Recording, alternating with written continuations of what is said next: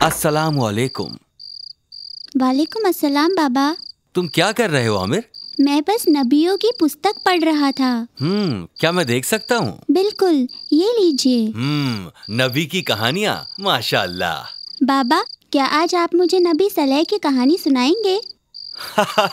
मैं देख सकता हूँ कि तुम नबी की कहानियाँ सुनने को काफी उत्सुक हो। मुझे आपकी कहानियों से बहुत शिक्षा प्राप्त हो रही है। धन्यवाद बाबा। ठीक है, मैं तुम्हें आज नबी सलेह अलैहिस्सलाम की कहानी सुनाऊंगा। अब ध्यान से सुनो। बिस्मिल्लाह।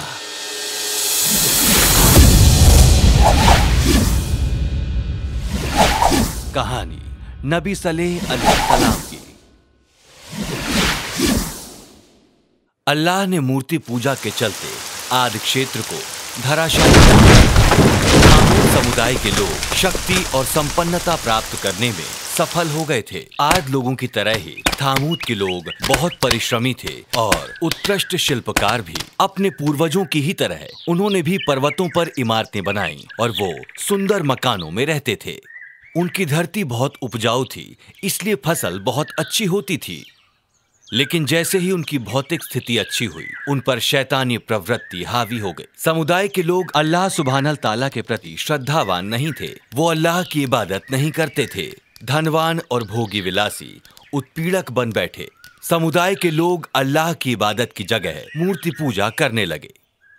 नबी सलेह अलैहिस्सलाम इसी स्थान के निवासी थे। वो एक भले और बुद्धिमान मनुष्य थे। उनकी विशेषताओं के कारण लोग उन्हें आदर देते, उनसे स्नेह रखते। उनके पूर्वजों की ही तरह समुदाय की महिलाओं और पुरुषों के हृदय में मूर्ति पूजा की जड़ें गहरे तक जम चुकी थीं। नबी ने ये बात भांप ली और उन्होंने उन्हें समझाने का प्रयत्न किया। वो जानते थे कि समुदाय का मुखिया एक भ्रष्ट और बुरा मनुष्य है। वो मूर्ति पूजा करते और दूसरों को भी ऐसा करने के लिए प्रोत्साहित करते। जो अल्लाह सुब्हानल ताला की इबादत करते, वो दंड के पात्र बनते। सलेह अलैहिस्सलाम अल्लाह के भेजे हुए नबी थे। वो अल्लाह के अतिरिक्त किसी से भी नहीं डरते थे। अल्लाह पाक परवरदिगार, वो अल्लाह की इबादत बिना किसी भय के करते। तुम लोग अल्लाह की इबादत करो, वही बस तुम्हारा मालिक है, नबी ने लोगों से कहा। लेकिन समुदाय के लोगों ने उनसे कहा, सलेह, हमने तुम्हें आदर दिया है और हमने सोचा था कि तुम एक दिन समुदाय की मुखिया बनोगे, तो हमसे तुम अल्लाह की इबादत को क्यों कह रहे हो? कैसे तुम हमारे आराध्य को छोड़ने और अपने आराध्य को अपनाने को कह सकते हो? हम कैसे अपने आराध्य को भूल जाएं, जिनको हमारे पूर्वज पूजते आए हैं? हम अल्लाह में विश्वास नहीं करते, जाओ यहां से। और इस तरह भलाई और बुराई के बीच संघर्ष का आरंभ हुआ। नबी अल्लाह में विश्वास करते थे और वो विश्वास न करने वालों के विरुद्ध संघर्ष कर रहे थे। एक दिन पर्वत के ऊपर एक ऊंची चट्टान के समीप समुदाय के लोग एकत्रित हुए। वो लंबे समय तक उस बड़े पत्थर की आराधना करते रहे। जब उनकी संतानों ने उन्हें ऐसा करते देखा तो वो भी वैसा ही करने लगे। उन्होंने पत्थर को भेड़ की कुर्बानी दी और प्रार्थना करने लगे। जब नबी ने ये देखा तो वो निराश हो गए और उन्होंने कहा, तुम लोग अल्लाह को कुर्बानी दो, क्योंकि हम सब का बस एक वही मालिक है। तब उनमें से एक ने कहा, तुम हमें सिर्फ अल्लाह की इबादत करने को क्यों कहते हो? नबी ने कहा, क्योंकि उसी ने तुम्हें बनाया है, उसी ने तुम्हें सब कुछ दिया है। सूर्य, चंद्रमा, पर्वत, समुद्र, सब कुछ जो तुम अपने चारों तरफ देखते हो। तब उनमें से एक आदमी आगे आया और उसने कहा, तुम हमें चमत्कार दिखाओ, तुम हमें चमत्कार दिखाओगे और हम तुम पर विश्वास कर लेंगे। तभी एक और व्यक्ति आगे आया और उसने चट्टान की तरफ संकेत करते हुए कहा, तुम अपने अल्लाह से कहो कि उस चट्टान से एक ऊंटनी निकल कर आए। और इसके बाद एक और आदमी ने कहा, और वो गर्भवती होनी चाहिए। और वो हंसने लगे। नबी ने थोड़ी देर सोचा और उत्तर दिया, अगर अल्लाह चमत्कार करते हैं तो क्या तुम वचन देते हो कि तुम अल्लाह पर विश्वास करोगे और मानोगे कि वही सच्चा मालिक है? क्या तुम स्वीकार करोगे कि मैं उसका नबी हूँ? उन्होंने जवाब दिया, हाँ। तब नबी ने अल्लाह से उनकी इच्छा पूर्ति करने का निवेदन किया। ये एक चमत्कार था। सबसे पहले लोगों ने उस चट्टान के टूटने की गरज सुनी। अनायास ही चट्टान टूटकर अलग हो गई और वहाँ एक सुंदर ऊंटनी खड़ी थी। वो बहुत बड़ी थी और गर्भवती भी। जब लोगों ने ऊंटनी को देखा तो वो आश्चर्यचकित रह गए। उन्हें अपनी आंखों पर विश्वास नहीं हुआ।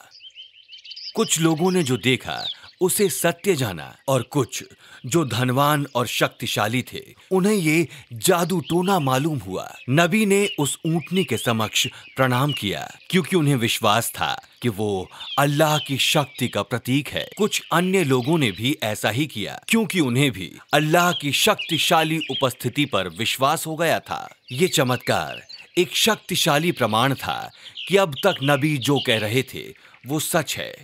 अल्लाह ही सच्चा मालिक है।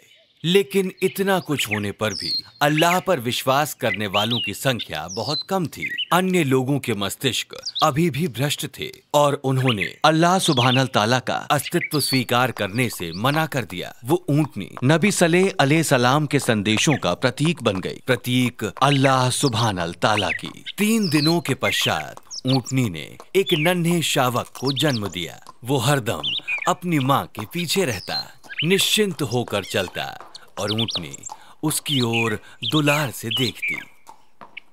जल्दी ही ऊंटनी और उसका शावक दया और स्नेह का प्रतीक बन गए। जब समुदाय के लोग उसे देखते तो कहते, वो देखो नबी सलेह की ऊंटनी। तब नबी ने लोगों से कहा, तुम लोग अल्लाह की इबादत करो, उसके अलावा और कोई मालिक नहीं है। अल्लाह की ओर से ये संकेत है कि ऊंटनी अल्लाह का प्रमाण है, तो उसे अल्लाह की बनाई धरती पर चरने के लिए छोड़ दो। सावधानी रखो कि उसे कोई हानि न पहुंचे। यदि तुम ऐसा नहीं करोगे तो अल्लाह तुम्हें दंडित करेंगे। दिन बीतते गए और ऊंटनी थामूद के हरे भरे मैदानों में अपना पेट भरती रही।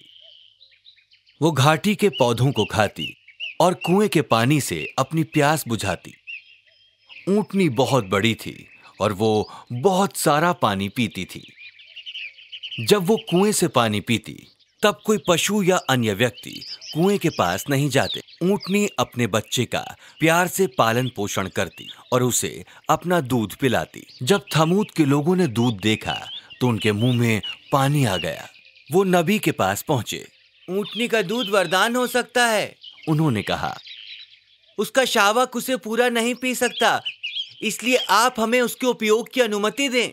उन्होंने अनुरोध किया। नबी ने थोड़ी देर विचार किया और कहा कि वो अल्लाह की कृपा से ऊंटनी का दूध उपयोग कर सकते हैं, किंतु उन्हें ऊंटनी के साथ पानी बांटना होगा।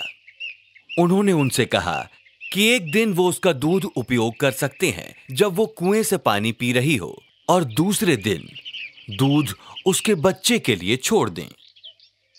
लोग नबी की बात से सहमत हो गए। इतनी बहुत सारा दूध देती और उससे थामूद समुदाय की सारी आवश्यकताओं की पूर्ति हो जाती। पहले तो इस व्यवस्था से लोग बहुत प्रसन्न थे, लेकिन जल्दी ही अल्लाह पर विश्वास न करने वाले विरोध करने लगे। वो मूर्ति पूजा से लोगों को दूर ले जाने के लिए नबी से बैर रखने लगे और अब उन्होंने अपनी शत्रुता की सीमा में ऊंटनी को भी ले लिया। थामूद का समुदाय अब 2 भागों में बंट गया। पहले वो मुसलमान जो अल्लाह और उनके नबी में विश्वास रखते थे, और दूसरे वो अविश्वासी जिन्हें लगता था कि नबी सच नहीं कह रहे। अविश्वासियों ने मुसलमानों का उपहास उड़ाया, उनके विश्वास का उपहास उड़ाया।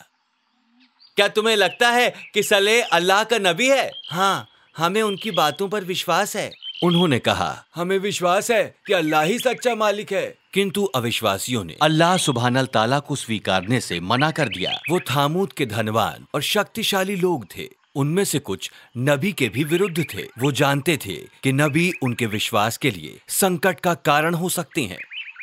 एक रात ये सारे लोग इकट्ठे हुए और इन्होंने उस बेचारी ऊंटनी की हत्या करने की योजना बनाई। इस काम के लिए उन्हें 9 बलशाली लोगों की आवश्यकता थी, जिन्हें मनाने के लिए उन्होंने अपनी पत्नियों की सहायता ली, और महिलाओं के कहने पर 9 लोग तैयार हो गए। अगले दिन वो लोग ऊंटनी की गतिविधियों को भांपने लगे, उसकी दिनचर्या पर ध्यान देने लगे। जैसे ही ऊंटनी कुएं पर पानी पीने आई, एक व्यक्ति ने उसके पैर पर बाण से प्रहार किया।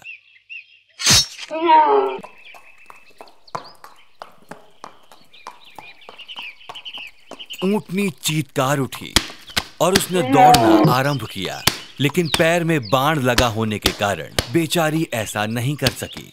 फिर एक और क्रूर व्यक्ति ने उसका पीछा किया और उसके दूसरे पैर में तलवार का प्रहार किया। उन सभी ने उस पर अपनी तलवार से कई प्रहार किए और अंततः उस निरीह की मृत्यु हो गई। हत्यारों का शूरवीरों की तरह स्वागत किया गया। उनके लिए अभिनंदन गीत गाए गए। अविश्वासी प्रसन्नता से झूम उठे। उन्होंने अल्लाह के वरदान को नष्ट कर दिया था। ऊंटनी की मृतदेह देखकर नबी का मन खिन्न हो गया। 3 और दिन जीवन का आनंद लो, अल्लाह तुम्हें दंडित करेंगे। जो दुष्ट प्रसन्नता पूर्वक नृत्य कर रहे थे, उन्होंने उनसे कहा, 3 दिन क्यों? उन्होंने पूछा, जितनी जल्दी संभव हो दंड दो। उन्होंने घमंड से कहा। नबी ने फिर एक बार उन्हें समझाने का प्रयत्न किया, तुम लोग क्यों शैतान के मार्ग पर चल रहे हो? अल्लाह से क्षमा मांगने पर कदाचित वो तुम पर दया करें। उन्होंने उनकी नहीं सुनी और नृत्य करते रहे। अब दुष्टों ने नबी की भी हत्या करने की योजना बनाई, पर अल्लाह ने नबी और उनके अनुयायियों की षड्यंत्रकारियों से रक्षा की। हताश मन से उन्होंने दुष्टों की भूमि को छोड़ा और वहां से चले गए। और प्रलय का दिन आ ही गया, जिसकी नबी ने चेतावनी दी थी।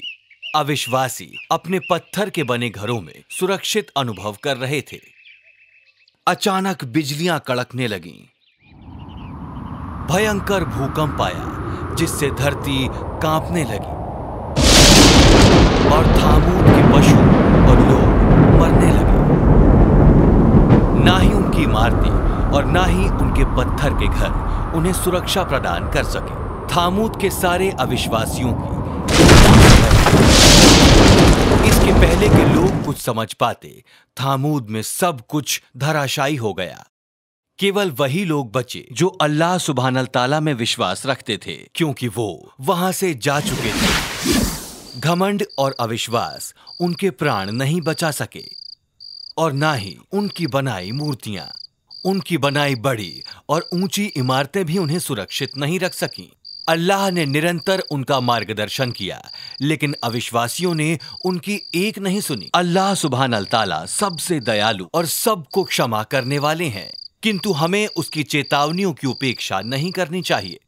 अल्लाह का दंड जैसा कि थामूद के लोगों को प्राप्त हुआ और भी भयंकर हो सकता है। माशाल्लाह, ये सचमुच एक बहुत अच्छी कहानी थी। मैं प्रसन्न हूँ कि तुम्हें ये पसंद आई। और अब प्रश्न बाबा? बिल्कुल सही। क्या तुम तैयार हो? हाँ। थामूद के लोगों ने कौन सा पाप किया था? थामूद के लोग मूर्ति पूजा करते थे। ये सही है ना बाबा? बिल्कुल सही उत्तर। अब मुझे बताओ, थामूद के लोगों ने नबी को अल्लाह पर विश्वास करने के लिए क्या करने को कहा था? उन्होंने नबी को चमत्कार करने के लिए कहा। और क्या तुम बता सकते हो वो चमत्कार क्या था? वो जिस पत्थर की आराधना करते थे, उसमें से उन्होंने एक ऊंटनी को निकालने के लिए कहा, और वो ये भी चाहते थे कि वो गर्भवती हो। क्या नबी ऐसा कर पाने में सफल हुए? हाँ, जब नबी ने अल्लाह से निवेदन किया तो एक बहुत बड़ी ऊंटनी उस पत्थर से निकली और वो गर्भवती भी थी। माशाअल्लाह, क्या बात है। और अब अगला प्रश्न, थामूद के लोगों को क्या समस्या थी? मैं तुम्हें आसानी के लिए 3 विकल्प देता हूं। पहला, ऊंटनी बहुत नटखट थी। दूसरा, ऊंटनी ने उनकी भेड़ों को खा लिया था। और तीसरा, ऊंटनी ने कुएं का सारा पानी पी लिया था। तीसरा वाला। फिर से सही उत्तर। ऊंटनी इतनी विशाल थी कि वो बहुत सारा पानी पीती थी। अगला प्रश्न, अल्लाह ने थामूद के लोगों को क्या दंड दिया? अल्लाह ने थामूद के लोगों को दंड देने के लिए एक बहुत बड़ा भूकंप और बिजलियां भेजी। फिर सही उत्तर। धन्यवाद बाबा। मैं कल फिर वापस आऊंगा और तुम्हें नबी इब्राहिम अलैहिस्सलाम की कहानी सुनाऊंगा। धन्यवाद बाबा।